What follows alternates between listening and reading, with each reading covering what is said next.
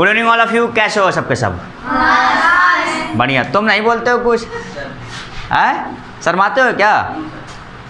अच्छा, तो चलो हम लोग क्या पढ़ने चल रहे हैं, भूकंप। और भूकंप के बारे में कुछ कुछ चीज़ें तो हो चुकी थी डिस्कस, और यहाँ पर बीचों बीच बिल्कुल अच्छे से दिखाई दे रहा होगा, उसमें दिखाई दे रहा है गोला बहुत अच्छे से बना है। चलो ठीक है, ये रहा भाई। इसके बाद एक लेयर और है और एक लेयर और, ठीक है। तो बोलते रहना साथ में। सबसे बाहर वाली लेयर क्या कहलाती है भाई? ये वाली लेयर क्या कहलाती है? इसके बाद वाली लेयर मेंटल, है ना भाई? Good evening. इसके बीच वाली लेयर क्या कहलाती है? कोर कहलाती है, ठीक है। अच्छा, फिर बात कर देते हैं कि इसमें से जो क्रस्ट होता है ये किसका बना होता है? एल्यूमीनियम और सिलिकॉन की। और ये वाला सिलिकॉन और मैग्नीशियम का बना होता है, ठीक है। अच्छा, थोड़ी सी बात और होगी। देखो, ये जो इसमें से लिक्विड वाला मटेरियल कौन होता है? सिर्फ एक चीज़ होता है, नहीं ध्यान देना, वही थोड़ी सी दिक्कत हो गई थी, वही बताना चाह रहा हूँ। लिक्विड वाला मटेरियल सिर्फ मेंटल होता है, यही होता है जो लिक्विड होता है, ठीक है। चलो, इसके बाद कोर भी कैसा होता है भाई? सॉलिड होता है, ठीक है। ये कोर भी कैसा है? सॉलिड है। और ऊपर वाला तो सॉलिड है जिस पे हम लोग रहते हैं, क्रस्ट। तो देखो, यानी लिक्विड मटेरियल कौन सा हुआ? ये वाला चीज़ हुआ। कौन सा है ये? मेंटल है ना, ये लिक्विड हुआ, ठीक है। अब आज की बातें जहाँ से सब क्लियर हो जाएंगी, आराम से देखना, प्यार से देखना, है ना। देखो, अब क्या करते हैं, मैंने कहा था कि भाई क्या होता है कि जब भूकंप कैसे आता है इसको देखना चाहते हैं, ठीक है। सान्या कैसे आती है ये नहीं देखना है भाई, है ना। फिर देखो भूकंप कैसे आता है ये हमें समझना है, ठीक है। मैंने कहा था कि क्रस्ट के कुछ प्लेटें होती हैं नीचे की, और ये लिक्विड मटेरियल है ना, और ये कैसा होता है? बहुत ही स्लिपरी नेचर का होता है। कौन? सिलिकॉन और मैग्नीशियम बहुत ही स्लिपरी होता है, जिसके थ्रू यहाँ पर ये क्रस्ट के जो अंदर वाली प्लेटें होती हैं, वो प्लेटें जब इस पे आकर के टकराती हैं, स्लिप करती हैं, तो वहाँ से क्या होता है? भूकंप पैदा होता है। और मैंने कहा था ही कि क्या है, धरती का मतलब धरती का कांपना भूकंप कहलाता है। अच्छा, भूकंप को बहुत लोग ये भी समझते हैं कि पूरी की पूरी धरती का कांपना भूकंप होता है, ऐसा भी होता है ना। अच्छा, कल हम लोग भाई हमेशा माइंड में बच्चों के यही आता था कि पूरी यही धरती है और धरती पूरा हिलने लग जाए तो यही चीज़ भूकंप है ना, ऐसा। तो क्या पूरी की पूरी धरती हिलने लगती है? हैं? हो सकता है भाई, मतलब होता तो कहानी यही है कि यहाँ पर कुछ होगा सिस्टम, तो यहाँ पर क्या होगा? फोकस बनेगा और जिसके थ्रू वाइब्रेशंस निकलेंगी, लेकिन वो यहीं तक आके ख़त्म हो जाए, पूरा इधर ना हिल पाए, ऐसा भी। फिर बात कर देते हैं। देखो, हुआ क्या कि हमने कल देखा था कि भूकंप कहाँ पर पैदा होता है, कहाँ पर आता है भूकंप? तो वो क्रस्ट में आता है, ठीक है।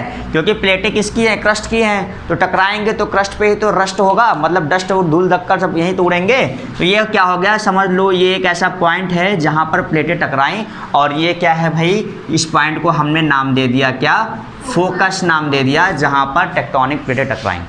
अच्छा, इसको एक्सप्लेन करने से पहले थोड़ी सी चीज़ें एक और समझो जो हम सब लोगों ने किया होगा। फॉर एग्ज़ाम्पल, देखो ये एक क्या है भाई, नदी है या फिर लेक है या कुछ होगा जहाँ पर पानी है, ठीक है।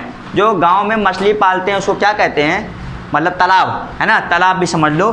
तो लोगों ने बहुत खेल खेला होगा। मैं समझाना चाह रहा हूँ, तुम लोग छोटे लेवल के हो तो तुम्हें ये चीज़ समझाना है कि वेब क्या है ना। कल शायद वेब शब्द भी बहुत लोगों को नहीं समझ में आया था। मैंने कहा कि हम लोग बोलते हैं तो ऐसे ऐसे ये फॉर्मेट में जाता है तुम्हारे कान तक, ये वेब के थ्रू जाता है। तो वेब क्या है पहले इसको समझते हैं। देखो, ऐसा है कि तुम में से बहुत महारथियों ने क्या किया होगा, पानी में तो ढेला जरूर फेंका होगा। कौन कौन फेंका है ढेला? उसमें से कुछ महारथी ऐसे होंगे जो मेरे जैसे होंगे, ढेला को फेंकते होंगे और उछालते होंगे, पानी ऐसे ऐसे उछले। जैसे यहाँ पर पानी है ना, और यहाँ पर जो है भाई कोई खड़ा है ना। ये जो है जब ढेला फेंकेगा तो ऐसे आया, फिर यहाँ ऐसे मतलब उछला, फिर यहाँ गया, फिर यहाँ पार करवाते थे, है ना। ये भी करे हो, कोई किया है? हाँ, सब लोगों ने किया। मैक्सिमम कितना टिप्पी लगवाते थे? टप्पा है 3 तक। तुम दोनों नहीं करी हो कुछ? अच्छा, घर की नालियों में मारे हो? हाँ, तुमको देखा था मार रहे तो वहाँ पर छिट्टा भी आ गया था, है ना। चलो, अब बात कर देते हैं, देखो भाई क्या है ये छोटा सा आदमी है, ठीक है। क्या कर रहे हैं, देखो ये क्या हुआ, तो मुझे इससे लेना देना नहीं है, इस वाली कहानी से लेना देना नहीं है, तो बस हंसी मजाक के लिए बता दिया था। मेरी कहानी है इसके एक साधारण से लड़के का, बहुत अच्छा सा प्यारा सा लड़का जैसा मैं हूँ। देखो मेरा क्या ख्वाहिश था, मुझे क्या करना था, मैं एक आराम से ढेले को लिया और यहाँ पर मैं गिरा दिया, ठीक है। अब ढेला जब यहाँ पर मैं गिरा रहा हूँ, तो जब भी ऐसे ढेले को पानी में गिराया जाएगा तो क्या होगा, ये यहाँ पर ढेला आएगा, ठीक है, पानी में आएगा, फिर पानी के थ्रू क्या होंगी, तरंगे बनेंगी, समझे। उसी तरंगे को हम क्या कहते हैं, वेव कहते हैं। और तरंग का नेचर क्या होता है ये भी समझो। ये भाई तरंगे जो होंगी ऐसे ऐसे आएंगी, ऐसे ऐसे आएंगी, ऐसे ऐसे आएंगी, ऐसे ऐसे आएंगी और यहाँ पर टकरा गए ना। लेकिन इधर वाला देखो जल्दी ख़त्म नहीं होता, ये ऐसे ऐसे ऐसे ये चलते रहता है ना, जल्दी ख़त्म नहीं होता। और इसकी कोशिश होती है कि ये लास्ट वाले पॉइंट को टच करे। हम सोचते हैं कब ख़त्म होगा, लेकिन चलते रहता है, वो ख़त्म नहीं होता जल्दी, है ना। हाँ, अगर बहुत तेज़ फेंक दिए हो तो वापस भी आता है, लेकिन जो है जाता है वहाँ तक टच होने की कोशिश करता है। अब भाई बहुत किलोमीटर दूर है चौड़ा, तो उतना वो जाएगा नहीं, लास्ट रास्ते में ख़त्म हो जाएगा। लेकिन बहरहाल जो वो तालाब वालाब होता है, जब फेंकते हैं तो वहाँ तक जाता है ना। तो हुआ ये, देखो ये जो तरंगे निकली है ना, ऐसे ही साउंड के साथ भी होता है। जब वो स्पीकर बजता है, धक धक धक धक करता है, तो अगर उसके पास जाओ, बड़ा वाला जो शीशा कर रहा हूँ, जो शादी वाला होता है डीजे, है ना, तो इसके सामने जाओ, लगता है कि कुछ आगे पीछे हो रहा है ना। और यही तो है ट्रांसवर्स वाला मोशन, आगे पीछे होने का, ठीक है। ट्रांसवर्स मोशन में क्या था, ये भाई यही चीज़ थी जो ऐसे ऐसे आगे पीछे हो रही थी ना। रबड़ नहीं है आज, है ना, कोई लगाया गया है ना, चलो जाने दो। तो क्या हुआ, ये आगे पीछे जो मोशन होता है, ये कौन सा होता है, ट्रांसवर्स मोशन। और इसी मोशन को ही तो हम लोग कह देते हैं कौन सा, साउंड वाला मोशन, है ना। तो जब ये भूकंप आता है तो साउंड प्रोड्यूस होता है ना, इसका मतलब ट्रांसवर्स मोशन भी प्रोड्यूस होगा, है ना, ट्रांसवर्स वेव प्रोड्यूस होंगे। मानते हो इस बात को कि नहीं। साउंड आता है ना, आवाज़ निकलती है, टकराएगा तो आवाज़ निकलेगा, तो ये हो गया। अब इसके लिए एक चीज़ और समझो, देखो सबसे पहले वेव जहाँ पर आके टकराई, यहाँ पर भाई अगर पानी जो है ज़्यादा बाहर निकल जाएगा, है ना, पानी यहाँ निकलेगा बाहर। और यहाँ पर क्या है भाई, पानी जो है हल्का शायद चढ़े या नहीं भी चढ़े, वह नहीं निकलेगा पानी। तो इसका मतलब जहाँ पर फोकस पैदा हुआ है, ऐसे ही सेम कहानी यहाँ, इसके पास वाली लोकेशन पर झटका बहुत तेज़ फील होगा, है ना। तो जिस जगह पर सबसे पहले भूकंप फील किया गया, सबसे ज़्यादा भूकंप फील किया गया, उस जगह को हम नाम दे देते हैं क्या, इसको हम नाम देते हैं एपिसेंटर। बोलो यहाँ तक बातें सबको क्लियर है ना। ये मेन चीज़ था जो मैंने कल की क्लास में नहीं बताया था। इसके थ्रू समझो, जैसे ये तरंग है वो वाटर वेव कहला रही हैं, सिंपल भाषा में उसको वाटर वेव कहेंगे। और यहाँ पर उसी को हम लोग क्या कह रहे हैं भाई, भूकंप के थ्रू आवाज़ प्रोड्यूस, साउंड वेव कहला रहा है ना। समझो वेव है, यहाँ पे भी वेव निकल रहा है, टकरा रही है चीज़ें, वेव प्रोड्यूस हो रही है, ठीक है। चलो इतनी बातें क्लियर हो गई। अच्छा, फिर मैंने कहा था कि किसी भी दो पॉइंट को जहाँ पर भूकंप फील किया होगा, उसको अगर हम लोग ज्वाइंट कर देंगे ऐसे, तो ये एक लाइन बनेगी और ये लाइन क्या कहलाएगी, होमोसिस्मिक लाइन कहलाएगी, ठीक है। चलो अब बात कर लेते हैं थोड़ा सा इनके स्ट्रक्चर के बारे में। सबको जान चुके होंगे, क्रस्ट मेंटल कोर, क्रस्ट बना है SiAl का, सिलिकॉन और एल्युमिनियम का। मेंटल बना हुआ है सीमा जी का, यानी सीमा दीदी का, SIMG सीमा, ठीक है, सीमा दीदी का। बाकी कोर तो सबको पता है ना। सेंटर तक आज तक कोई गया नहीं है, लेकिन डिस्टेंस हम सबको पता है। सेंटर ये सॉलिड है, ये कैसा है भाई, ये सॉलिड है। ये सॉलिड है, इस बात का पता कैसे लगा, ये लिक्विड है, इस बात का पता कैसे लगा। इस चीज़ के लिए अब हमें समझना है थोड़ा सा वेव नेचर, ठीक है। तो देखो हम लोग बात कर रहे हैं किसकी, बॉडी वेव की। कौन सी वेव की, बॉडी वेव। ये सब चीज़ आ रहा है इसमें भाई अच्छे से, है बॉडी वेव। ब्लर तो नहीं है, ब्लर माने धुंधला नहीं है। चलो देखो बॉडी वेव, देखो दो प्रकार की वेव होती है। एक होती है कौन सी वेव, एक होती है पी वेव और एक होती है कौन सी, एस वेव, है ना। पी वेव बोले तो लॉन्गिट्यूडनल वेव, है ना, लॉन्गिट्यूडनल वेव। और एस बोले तो ट्रांसवर्स वेव, ट्रांसवर्स वेव। ठीक है भाई, देखो आराम से चलो। पी वेव मतलब सबसे पहले निकलने वाली वेव, जिसे ही हम लोग बोल देते हैं full form primary wave. S wave माने प्राइमरी वेव से प्रोड्यूस होने वाली वेव, जिसे हम लोग कह देते हैं सेकेंडरी वेव। दो प्रकार की वेव है।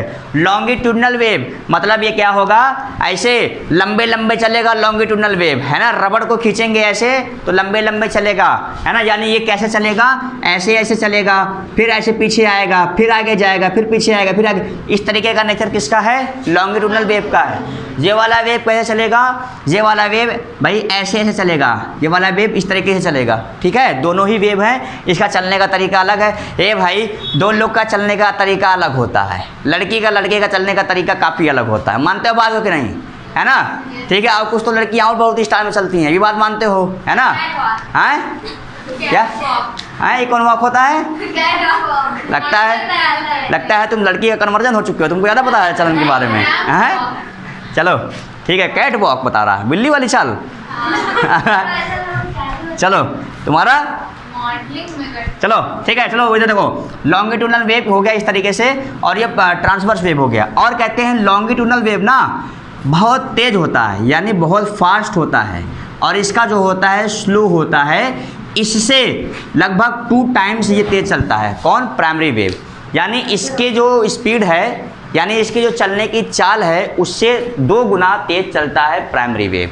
इतनी सब बातें क्लियर। और थोड़ी सी बातें और जान लेना है। देखो भाई स्टार पॉइंट लगा रहा हूँ, ये पॉइंट बात है ना।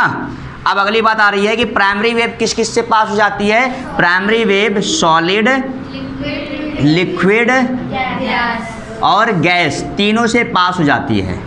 यही बहुत मेन बात था इसके स्ट्रक्चर को जानने के लिए, ये बहुत मेन चीज़ है। अब आओ बात कर देते हैं सेकेंडरी वेव, जो सिर्फ किससे पास होती है, सॉलिड से पास होती है। ठीक है, आओ ये जो मेन चीज़ मिला ना, इसके मिलने के बाद इस अर्थ के बारे में हमें काफ़ी कुछ पता चल गया।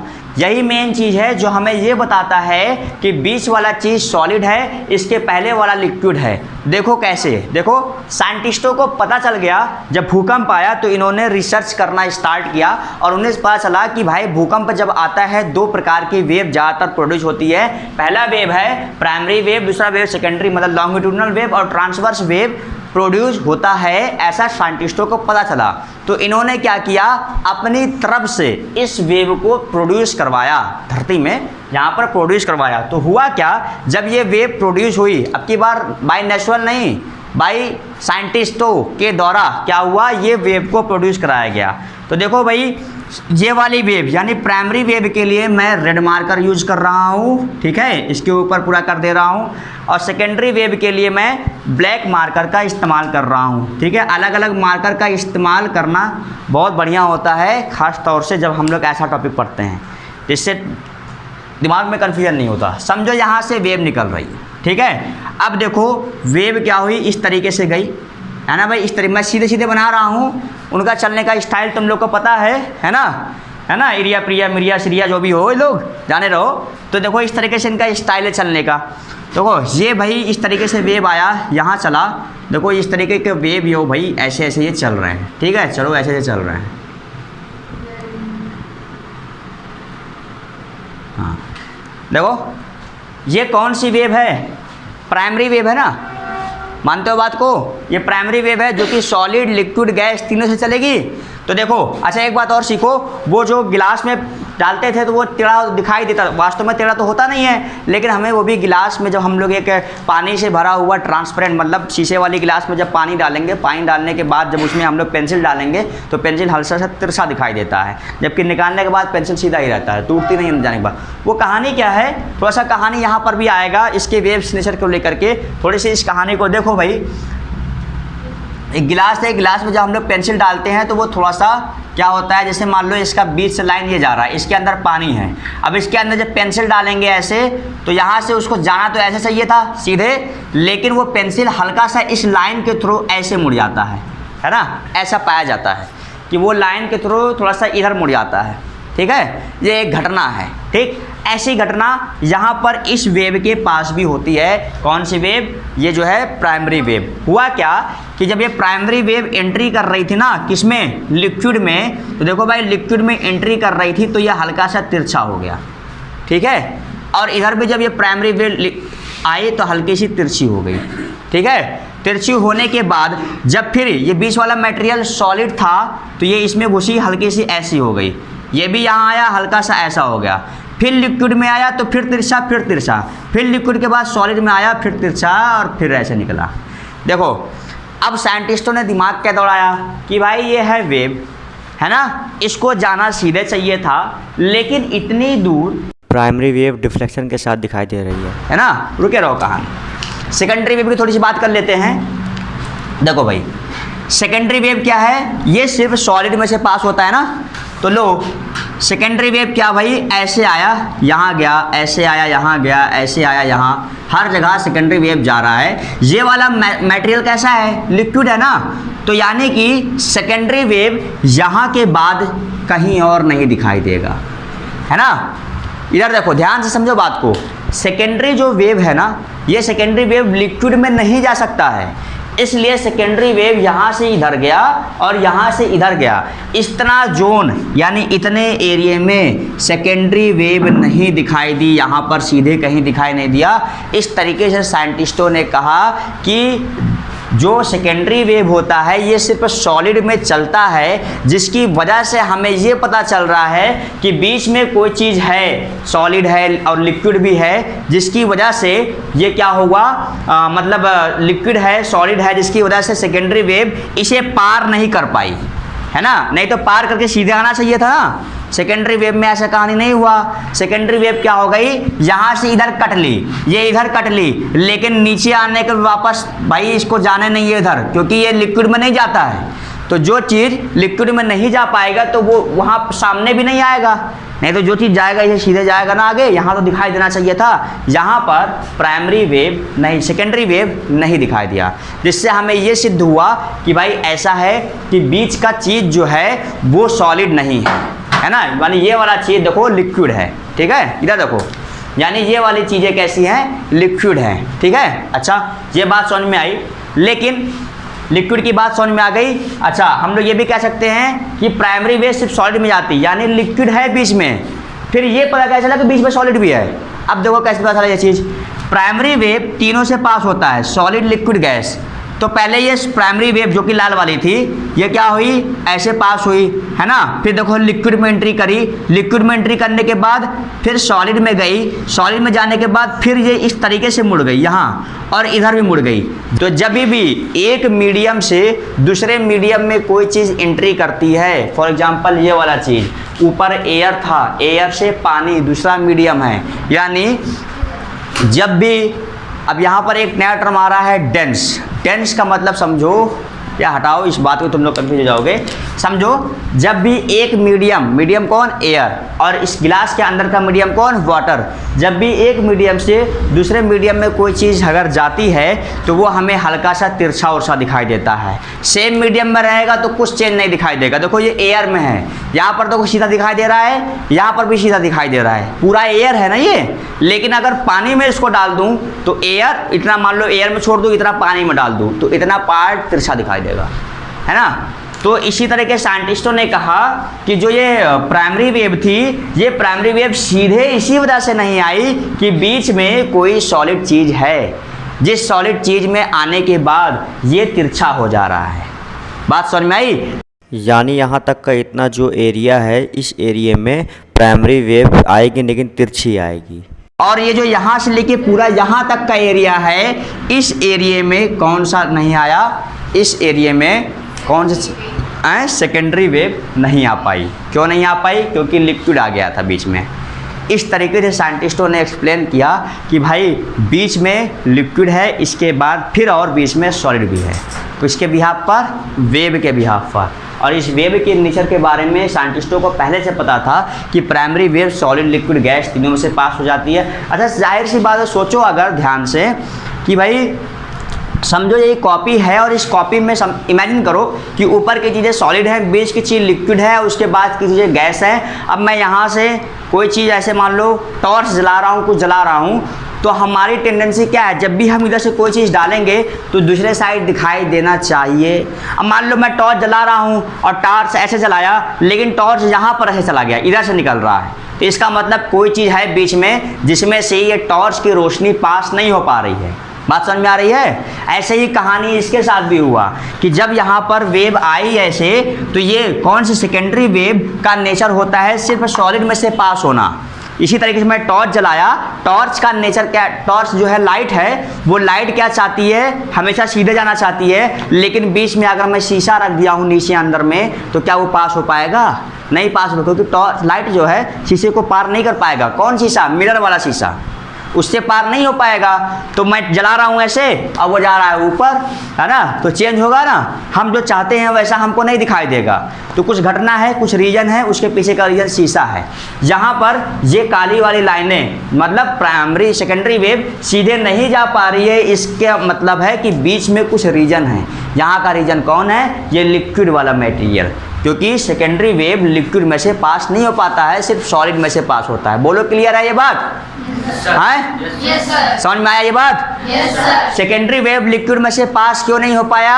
क्योंकि सेकेंडरी वेव लिक्विड में से पास होते नहीं है, इसलिए सेकेंडरी वेव हमें यहाँ पर नहीं दिखाई दिया, सीधे नहीं दिखाई दिया, यहाँ पर दिखाई दे रहा है। ठीक है, चलो सेकेंडरी वेव का शैडो जोन, शैडो जोन बोले तो अंधकार, मतलब जहाँ पर सेकेंडरी वेव नहीं दिखाई दिया उसका एंगल है।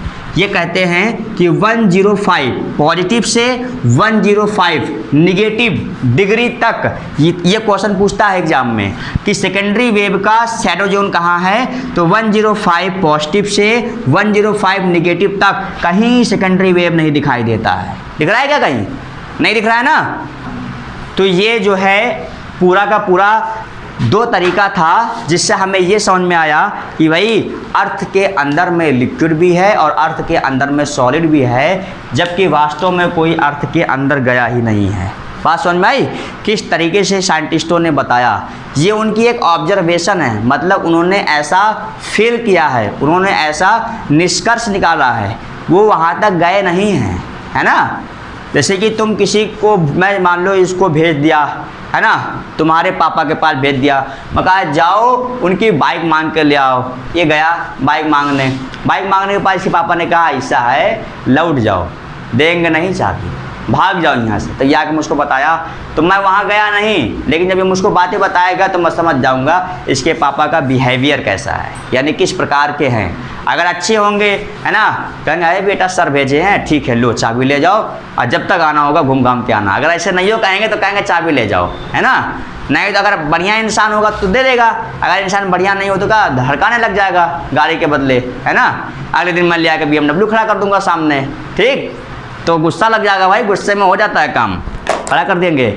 तो क्या हुआ, कहने का मतलब हुआ कि मैं तो वहाँ वास्तव में नहीं गया, लेकिन मैंने ऑब्जर्व कर लिया, मैंने फील कर लिया कि ये इंसान कैसा है। साइंटिस्ट वास्तव में यहाँ तक नहीं गए, लेकिन साइंटिस्टों ने बता दिया कि धरती के बीच का माल मसाला कैसा है। बात समझ में आई? Yes sir. आ गया? Yes sir. चलो हम लोगों ने क्या देखा, पूरे के पूरे सिस्टम को, ये कल वाली क्लास और आज वाली क्लास को मिला करके थोड़ी सी चीज़ें और बची हैं। जैसे हम लोग कह रहे हैं ये कौन सा वेव हुआ, ये बॉडी वेव हुआ। बॉडी वेव कौन सी वेव? जो वेव धरती के अंदर अंदर तक निकल रही थी। एक वेव ये भी तो है, ए भाई जब पानी बाहर निकला है, ए आदमी कहाँ उड़ गया आदमी, हाँ, जब ये पानी बाहर निकला है तो निकलते समय बाहर तो कुछ चल रहा होगा, है ना, थोड़ी दूर तो ट्रेवल किया होगा रास्ता, यहाँ ढलान वलान होगा तो निकल करके ढलान में गया होगा रास्ते वास्ते में। तो क्या हो गया, जब पानी यहाँ आया तो बॉडी वेव तो समझो अंदर अंदर का मटेरियल है। जब बॉडी के बाहर आ गया यानी सरफेस पर आ गया, समतल पर आ गया, तो उसे हम बोलेंगे सरफेस वेव। बात समझ में आई? बॉडी वेव अंदर अंदर का, सरफेस वेव बाहर बाहर का। खून कहाँ है? बॉडी के अंदर है ना। पसीना कहाँ है? बॉडी के बाहर है, तो वो सरफेस पर है, लेकिन खून कहाँ है? बॉडी के अंदर है ना, बॉडी ब्लड, और बॉडी का पसीना बॉडी के बाहर। तो अब बात कर लेते हैं यहाँ पर सरफेस वेव। सर ये दोनों किसके टाइप थे? कौन दोनों? बॉडी वेव और सरफेस वेव, जिसमें सिस्मिक दोनों हाँ सिस्मिक वेव के टाइप हैं, ठीक है। अब बात कर देते हैं थोड़ा सा सरफेस वेव। सरफेस वेव में एक होता है रिले वेव, एक होता है लव वेव। तो देखो बात कर देते हैं आर ई आर ए नहीं आ रही आर ए है वाई एल ई आई जी एच। इतना है ये हाँ आई आगे ई पीछे। गड़बड़ है। हाँ सर चलो भाई इसका स्पेलिंग देख, रिले वेव और दूसरा है लव वेव। चलो देखो भाई शब्द बोल तो रहा हूँ, रिले वेव और एक है लव वेव। देखो ऐसा है, जब ये कौन सा हो गया, सरफेस वेव हो गया। अच्छा, इसी वेव के थ्रू क्या होता है, हम लोगों को नुकसान पहुंचता है। कहा था ना कि क्या है भाई, लव माने प्यार, क्या ये खतरे की सबसे बड़ी निशानी है। मतलब कि भाई थप्पड़ से डर नहीं लगता साहब, किससे लगता है, प्यार से लगता है। सोनाक्षी सिन्हा जी ने कौन सी मूवी में कहा था ये, दबंग मूवी में कहा था, है ना। तो आओ देखते हैं कैसे वो इसी पे मोटिवेट हुई थी, है ना, यहीं से बोल रही थी। चलो आओ देखते हैं क्या हुआ।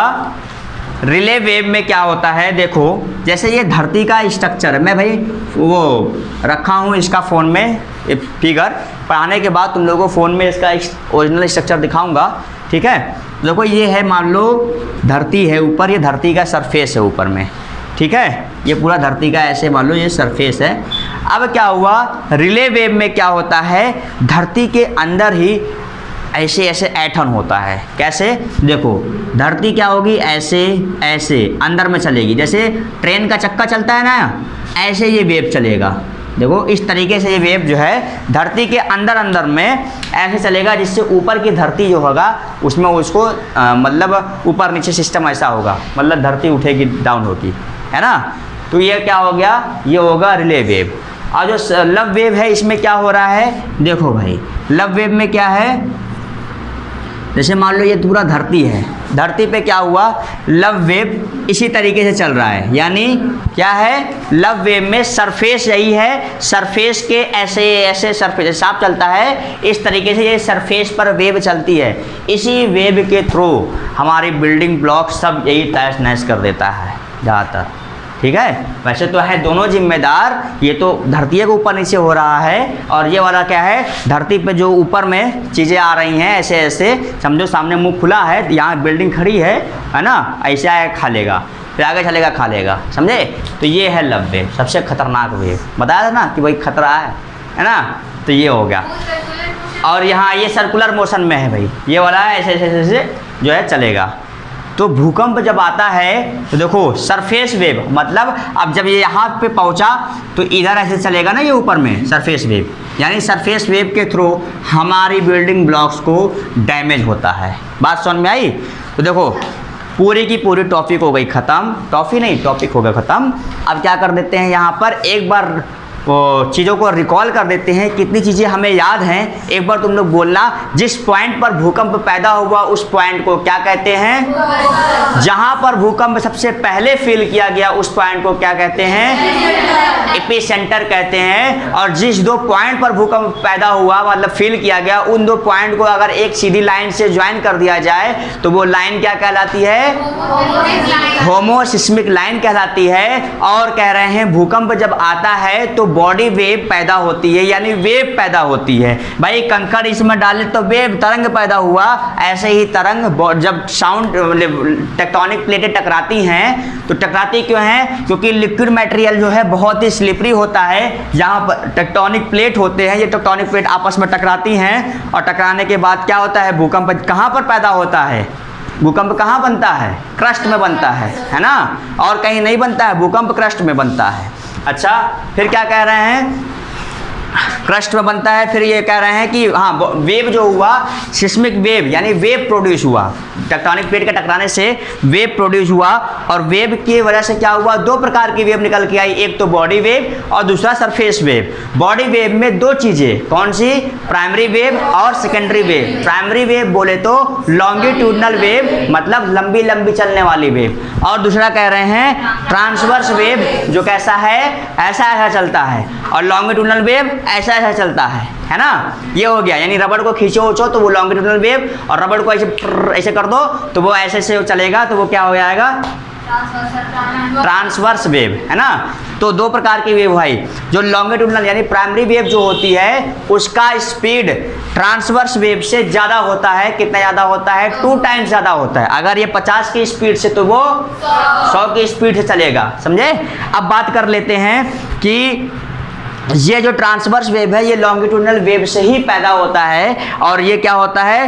Primary wave solid liquid gas तीनों में से पास होता है, जबकि ट्रांसवर्स वेव सिर्फ सॉलिड में से पास होता है। ठीक है, चलो अब बात कर लेते हैं कि यही दो वजह है जिसकी वजह से हमें ये पता चला कि धरती के अंदर का स्ट्रक्चर कैसा है, यानी सॉलिड है या लिक्विड है या फिर कैसा है ये, जबकि धरती के बीच में कभी कोई गया नहीं। सॉलिड यानी सेकेंडरी वेव से हमें क्या पता चला? सेकेंडरी वेव से पता चला कि धरती के अंदर कोई ऐसा भी चीज़ है जहां पर लिक्विड चीजें हैं। तो मतलब जिसकी वजह से सेकेंडरी वेव 105 पॉजिटिव से 105 नेगेटिव तक दिखाई दिया, इसके बाद नहीं दिखाई दिया, जिसकी वजह से ही क्या हुआ?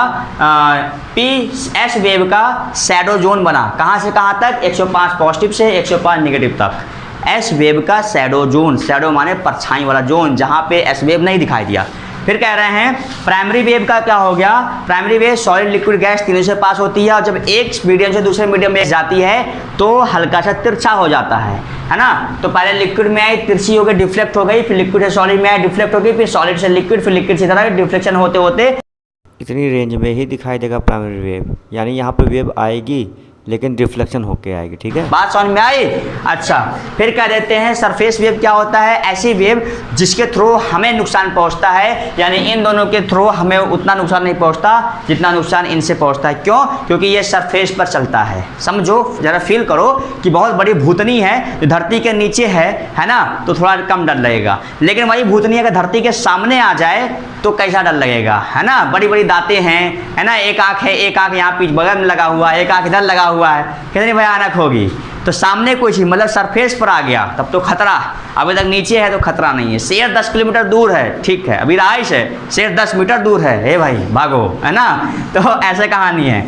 सरफेस वेव में क्या हो गया? 2 प्रकार की वेव आती है, पहला है रिले वेव, दूसरा है लव वेव। रिले वेव क्या है भाई? धरती के अंदर में ऐसे ऐसे, ये ऐसे, फिर इधर से, फिर ऐसे, फिर इधर से, इस तरीके से ये वेव चलती है। फिर क्या होता है? जिससे धरती की लैंड ऊपर नीचे होती है। फिर लव वेव क्या है? धरती के सरफेस पर आकर के ऐसे ऐसे ये लव वेव चलती है, जिसके थ्रू हमारी बिल्डिंग्स वगैरह में दिक्कत होती है। फिर बहुत ज़रूरी बातें, भूकंप को मापने के लिए 2 चीज़ें हैं मेजरमेंट करने के लिए, पहला और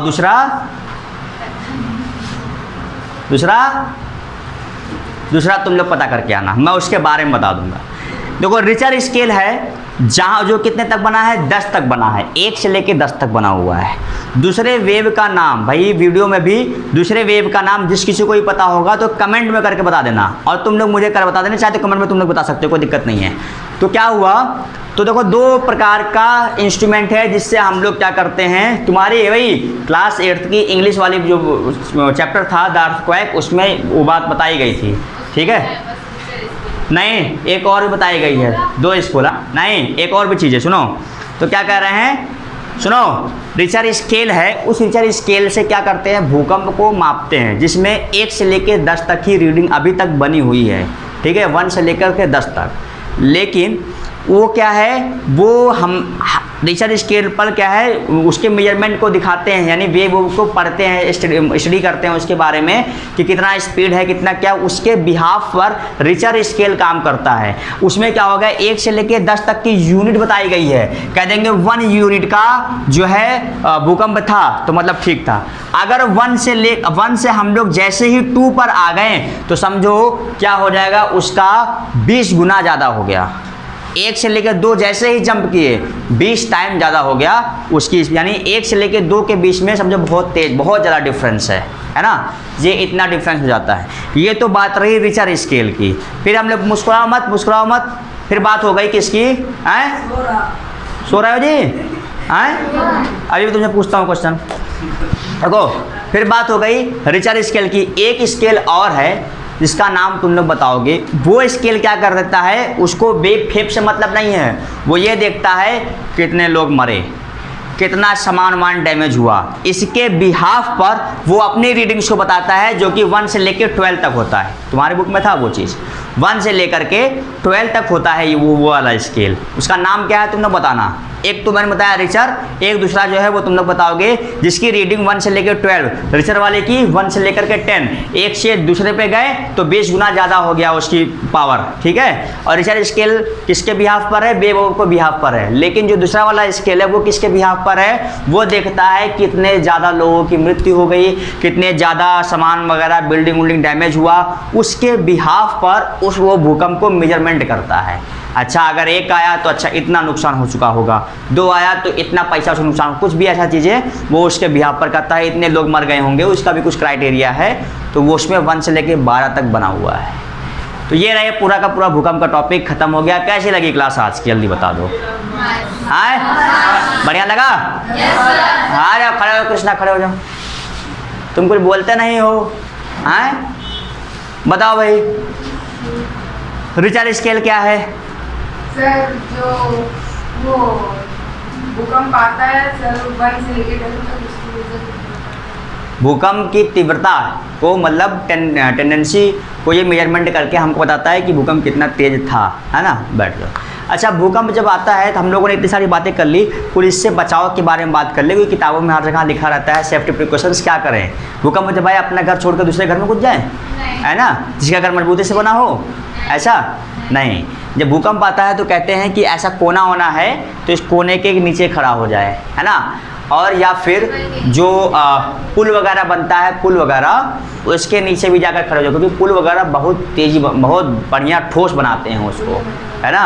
उसके नीचे जाकर खड़े हो जाएं, किसी खुले मैदान में चले जाएं, है ना, ताकि जो है खुले मैदान रहेगा तो क्या मतलब उससे बिल्डिंग उल्डिंग गिरेगा, तुम्हारे ऊपर नहीं गिरेगा ना, तो वहाँ सब चले जाएं। ये कुछ इसके बचाव हैं। अच्छा, और भूकंप को भाई हमारे पास रिचर स्केल है नहीं, लेकिन फिर भी अगर हम भूकंप को जानना चाहें, कैसे पता करना चाहें कि भूकंप आ रहा है हल्का फुल्का, तो क्या कर देते हैं, एक गिलास रहता है भाई, कोई भी गिलास, उस गिलास को ऐसे उल्टा करके रखते हैं, उसके ऊपर उल्टा करके थाली रख देते हैं, फिर उसके ऊपर एक और गिलास रख देते हैं। अब जब हल्का सा भी बैलेंस बिगड़ता है तो वो गिलास गिर जाता है। इस तरीके से हम लोग घर में एक इंस्ट्रूमेंट बना सकते हैं। और अच्छा बताऊं, सबसे पहले भूकंप को जो जानवर होते हैं वो फील कर जाते हैं। कुत्ते वगैरह जो है ना, वो तुरंत फील कर लेते हैं भूकंप को, तुरंत भौंकना स्टार्ट कर देंगे। तो ये भी चीज़ें हैं कि जानवर लोग सबसे पहले भूकंप को, क्योंकि उनकी सेंसिटिविटी ज़्यादा होती है, वो लोग क्या कर देते हैं, जैसे भाई हम लोग के बगल से कोई गुजर जाएगा, हम उतना इग्नोर, मतलब हम हो सकता है कि गुजरा है, हम लोग ध्यान दे ले जाएंगे, मतलब शायद ध्यान ना दे पाए, लेकिन कुत्ते उत्ते हैं, जितने भी जानवर हैं, उनके बगल से हल्का सा कुछ मक्खियों गुजरता है ना, तुरंत लपक लेते हैं, है ना। देखे होगे कि मतलब वो सेंसिटिव होते हैं, उनका जो मैसेज है ना, चीज़ों को रिकॉग्नाइज करने वाला, मतलब जानने वाला कि ये चीज़ है हमारे बगल से गुजर रहा है, वो मैसेज उनके दिमाग तक बहुत जल्दी आता है, और उनके काम करने की क्षमता भी हमसे तेज़ होती है। हम किसी को उतनी जल्दी नहीं पकड़ के दबोच पाएंगे जितनी जल्दी ये कुत्ता पकड़ लेगा, है ना। हम लोग किसी को अगर ऐसे पकड़ने की कोशिश करेंगे तब तक वो कुत्ता दूसरे जगह से काट लेगा, है ना, भग लेगा। इतनी तेज़ हमारी क्षमता नहीं है, ठीक है। तो ऐसा नहीं है कि तुम लोग कुत्तों से बेकार हो, है ना, या हम लोग कुत्तों से बेकार हैं, नहीं, हमारा अलग पर्पज का दिमाग है, उनका अलग। हम लोग का कुत्ता को टू जब फोर कर लेगा क्या, वो नहीं कर पाएगा ना। लेकिन हाँ, बहुत कुत्ते ऐसे होते हैं जिनको ट्रेंड किया जाता है, तो उनको वो लैंग्वेज सिखाई जाती है, तो वो ट्रेंड के बिहाफ पर जगह टू जा तो वो 4 बार भौंक देगा, है ना, 2 1 जा तो वो 2 बार भौंकेगा। ऐसे कुत्ते पाए भी जाते हैं। तो सिर्फ अच्छा इसीलिए कहते हैं कुत्ता बहुत समझदार और बहुत ही वफादार जानवर होता है ना। कुत्ते भी बात आ गई, भूकंप से कुत्ते पे पहुंच गए, लेकिन कुत्ता एक जानवर है, और जानवर क्या करता है, भूकंप को बहुत जल्दी फील कर लेता है, इसलिए इस टॉपिक पर आना पड़ा। बहरहाल और कोई टॉपिक रहा हो, अगर इससे बचता खुचता कोई टॉपिक हो, जहाँ कहीं डाउट हो तो तुम लोग पूछ सकते हो। फिर बात कर देते हैं प्राइमरी वेव। क्या बताया कि बीच में लिक्विड तो है, लिक्विड के बाद सॉलिड भी है, ये बात किसने बताया, प्राइमरी ने बताया, ठीक है। वेव क्या है, वेव एक फॉर्मेट है जिसके थ्रू ये क्या होता है, भूकंप फील किया जाता है। जैसे पानी में तरंगे हैं, वैसे ये भी चीज़ें हैं। चीज़ों को बार बार बोलने से, रिकॉल करने से हमें चीज़ें बिल्कुल अच्छे से ध्यान में आ जाती हैं, ठीक है। चलो, बहुत सारी चीज़ें हैं, यहाँ से तुम लोग क्या करना भाई, अब ये तो लेक्चर अपलोड होगा, ठीक है। हाँ, ये बात होगा, वेव नहीं जानते थे बहुत सारे बच्चे, है ना। अब वेव तो दिमाग में वेव जैसे ही आता होगा तो पानी वाली इमेज बन जाती होगी। किसी चीज़ को समझना है, उस चीज़ से रिलेटेड कोई चीज़ ऐसी समझ लो जो तुम्हें पहले से समझ में आती हो, समझे। किसी चीज़ को समझना है तो इस चीज़ को समझने के लिए कोई ऐसी चीज़ समझ लो जो तुम्हें पहले से समझ में आती हो, तो वो चीज़ भी तुम्हें समझ में आ जाएगी। ये मेरा स्टेटमेंट है ना भाई, सही बात है। जैसे तुम्हें कोई डेट ऑफ बर्थ हिस्ट्री में याद करनी है तो क्या करना है, डेट ऑफ बर्थ करने मतलब कोई डेट तुम्हें याद रखना है, कोई जिस डेट में कोई घटना हुई थी तो उस डेट्स के आसपास अपने मम्मी पापा का डेट ऑफ बर्थ वगैरह होगा तो रिलेट कर लोगे एक बार जब ना कि मेरी मम्मी के जन्म के 2 साल बाद ये घटना हुआ था या 2 साल पहले ये घटना हुआ था, तो मम्मी का डेट तो याद है ना कि भाई इस समय पैदा हुई थी, तो उससे तुम लोग उसको भूलोगे नहीं जल्दी। फिर तो वही चीज़ कर रहा हूँ, किसी चीज़ को समझना है तो किसी ऐसी चीज़ से उसको समझ लो जिस चीज़ को तुम पहले से समझते होगे, तो वो चीज़ भी तुम्हें आसानी से समझ में आ जाएगी। बोलो समझ में आई बात? हर जगह हिस्ट्री हो कोई भी चीज़ हो, हर जगह ऐसे ही करना है ना। कोई इंसान तुमको नहीं समझ में आता होगा तो क्या करना है, उसके ऐसे दोस्त को समझो जो तुम्हारे से उसके बॉन्डिंग अच्छी हो जाए, उससे उस इंसान को तुम अच्छे समझ सकते हो। मतलब उसके दोस्त को, जैसे कि मान लो मैं हूँ, एक लड़का है जो कि अभी मेरे दोस्त का दोस्त है जो अभी फॉरेन से आया है ना, समझो, इमेजिन करो फॉरेन से वो आया है, अब मैं इसको नहीं समझ पा रहा हूँ लेकिन मैं इसको समझ रहा हूँ, तो मैं इससे बात करूँगा और मैं इससे उसके बारे में भी जानता रहूँगा कि कैसा लड़का है, बेकार है कि अच्छा है, तो लगभग 60% मैं उसके बारे में जान चुका हूँगा। अब फिर मैं उससे जब बात करूँगा तो मैं और जान जाऊँगा उसके बारे में, जबकि पहले उसकी लैंग्वेज को मेरे लिए समझना मुश्किल था। भाई इंग्लिश बोलता था, है ना, ऐसा नहीं है कि हम लोग इंग्लिश नहीं बोलते हैं, हमें भी आता है बोलने, लेकिन पहले मुश्किल था। लेकिन जब उससे बात करने लगे धीरे धीरे धीरे धीरे तो सब समझ में आने लगा। बात समझ में आई? ये एक लास्ट का एक मोटिवेशनल समझो ये था, तो इस बात को ध्यान में रखना। और कोई भी दुनिया की चीज़ें हो जो नहीं समझ में आती हैं रिलेट ज़रूर कर लेना। हमेशा मेरा भी कॉन्सेप्ट यही रहता है, अगर कोई बड़ा क्वेश्चन नहीं समझ में आता, मैं कहता हूँ छोटी डिजिट ले लो, उसको समझ लो, उससे तो बड़ा क्वेश्चन भी समझ में आ जाएगा। लोग पहले बड़े क्वेश्चन पर उतर जाते हैं, मैं कहूँ पहले छोटे क्वेश्चन को सॉल्व कर लो, अगर छोटा करने आ रहा है तो बड़ा भी आ ही जाएगा। तो छोटे में क्या है, कॉन्सेप्ट है, वही कॉन्सेप्ट को मिलाकर बड़े वाले क्वेश्चन में लगा दिया गया है। वहाँ पर समीशन ऑफ कॉन्सेप्ट है, मतलब ढेर सारे कॉन्सेप्ट वहाँ पर जुड़ जाते हैं। ठीक है, ये जो कौन सा ये लाल वाला है पी वेव ना, तो काला वाला तो यहीं तक आ गया। ये लाल वाली जो इसके लिए है, मैं कह रहा हूँ लिक्विड में गया, ये सॉलिड है, यहाँ से डिफ्लेक्शन हुआ इधर गया, इधर भी डिफ्लेक्शन हुआ यहाँ तक गया, और सॉलिड में भी डिफ्लेक्शन होने के साथ साथ वो ऐसे ही जाएगा, इस तरीके से थोड़ा थोड़ा दूर दूर रह जाएगा। चलो ठीक है, इसी के साथ आज का लेक्चर यहीं बंद करते हैं, मिलते हैं कल नेक्स्ट लेक्चर में। और एक बार यहाँ पर मैंने जितने भी टॉपिक पूछे, किसी को कोई डाउट, कोई क्वेश्चन, या फिर इससे रिलेटेड जो मैंने एक बीच में क्वेश्चन पूछा है कि भाई वो भूकंप को मेजरमेंट करने का वो दूसरा वाला सिस्टम क्या है, जिसके बारे में मैंने सब कुछ बता दिया, उसका नाम आप लोग यहाँ कमेंट सेक्शन में जरूर बताइएगा। बाय बाय, टेक केयर, आप सभी अपना ध्यान रखिएगा।